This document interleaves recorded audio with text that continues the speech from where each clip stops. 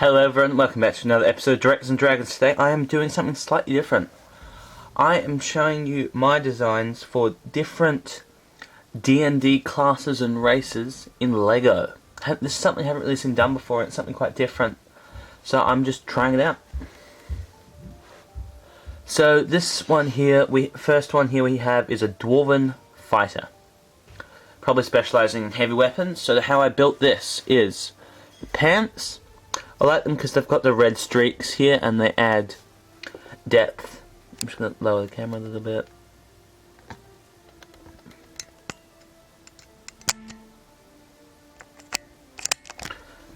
There we go. So they've got the red streaks, which just add depth and they also add detail. So and these are the short half movable legs, which I think come from Hermione Granger in the first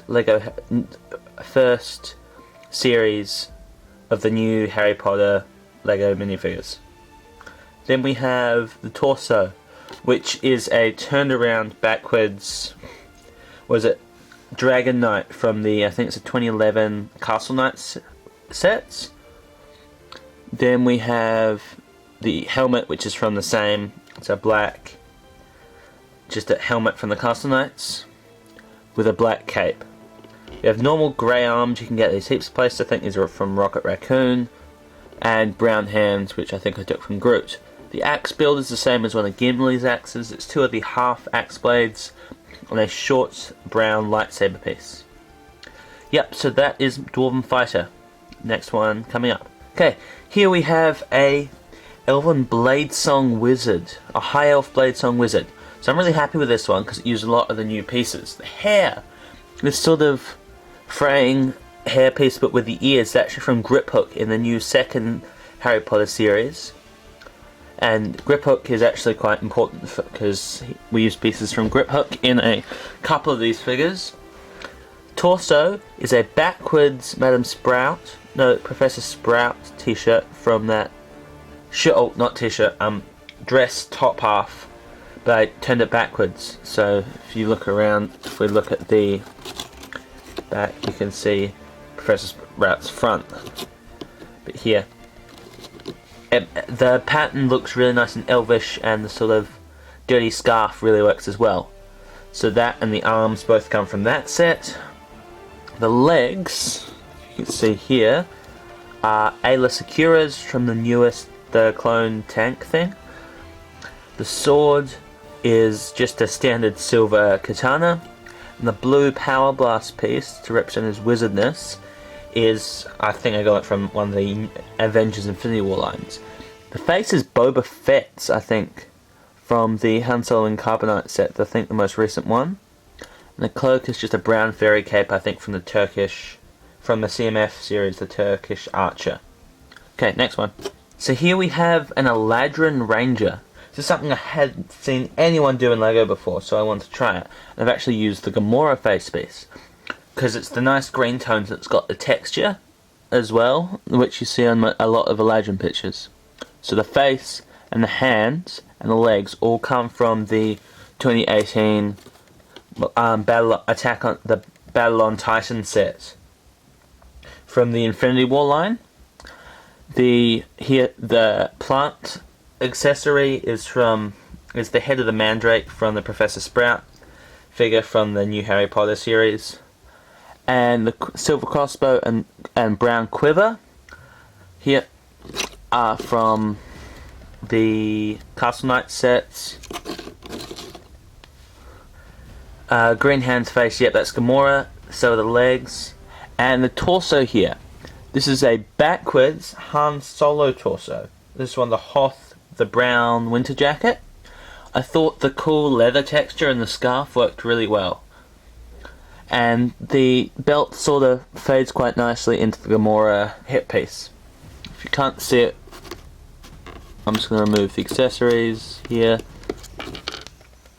It's got the Gamora waist piece, it's a couple of brown skirt indicators and some belt, so it's just nice detailing. Yeah. And the hair is from Bucky Barnes from the Civil War sets, just a brown shoulder length hairpiece. Okay, next one. Here we have a human paladin. So actually, I also again really like this one. I think it looks really good. I'll tell you how they made it. The sword is the sword of Gryffindor from the grip hook set that I talked about before. The pants are from a rebel soldier, resistant soldier. I think it's from the Battle of Crate set. The hair is Star-Lord's. The face is Cassian Andor's. Again, we use a couple of Cassian Andor pieces in this a little bit later. Just a normal black cloak. The torso is a Lion Knight torso turned around from the 2011 Castle series. It's a set of normal, just standard silver arms and dark brown hands. So I'm really happy that this turned out. I think it's a good looking paladin. Next figure. Here we have a Goliath, Goliath Barbarian.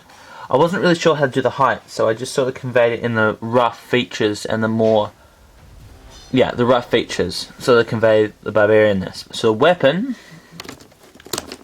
is, just gonna remove that, put him back on the stand. As we can see here, is a dark brown telescope piece and a black tooth blade piece, which I took from Proxima Midnight. So it's just a sort of more DIY sword. Okay, so let's get into the figure. The hair, Cassian Andor's. The face is a sort of generic Angus Guard face. You get that in places like Bucky Barnes and from the Civil War set, which I think is where I got it, and Star-Lord has it quite a lot. Then we have, this is Finn's torso from specifically the Last Jedi wave. Turned around backwards. I like the sort of messy orange leather print and the sort of repaired sections. Looks nice and battered. The fur piece is from Craven the Hunter. Makes a cool collar and just adds more depth, texture, and adds a nice silhouette to it. These are just plain flesh coloured arms and hands. I think they're from Thor from the Infinity War sets. The legs are quite interesting. The crotch piece and the left leg are from Winter Han Solo from a Hoth set, and then the right leg, actually I really like how the little leather belt piece blends into that top metal plate. I think that looks really cool. If we can bring it slightly closer. I think that looks really cool. Is actually from a Lion Castle Knight. Okay, we have, what have we got? We've got 2 more to go. Thanks for sticking with me, guys. Here we have, so we can see her face a bit more. Here we have a halfling, no, not a halfling, a half-elf rogue. So the accessories we have here are just a normal knife piece and a key. She's using a grey hood piece, which I think I took from the dagger, and the hood are both from the Return of Voldemort, the most recent one from the Graveyard set, using a normal brown quiver and grey arms.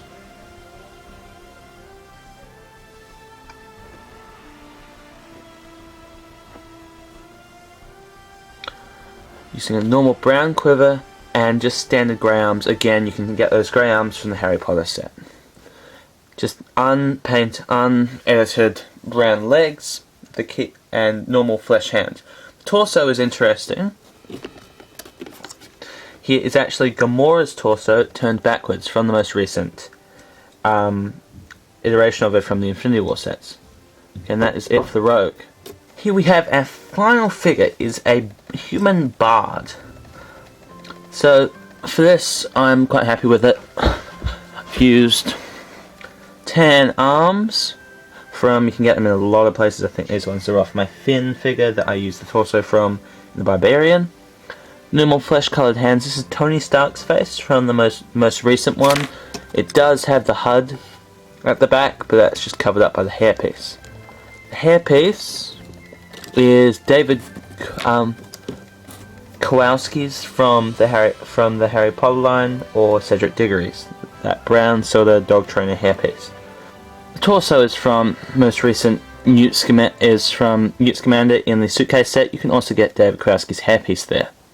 The legs are from Cassian Andor, and the swords are just 2 silver Lloyd swords from the Lego Ninjago series. Thank you everyone. If you enjoyed that, please leave a like and subscribe, and we'll do more Lego stuff. If this is what you guys like, I'm happy to do it. I enjoy making Lego figures, and I thought D&D races and classes was a good way to start. Cool.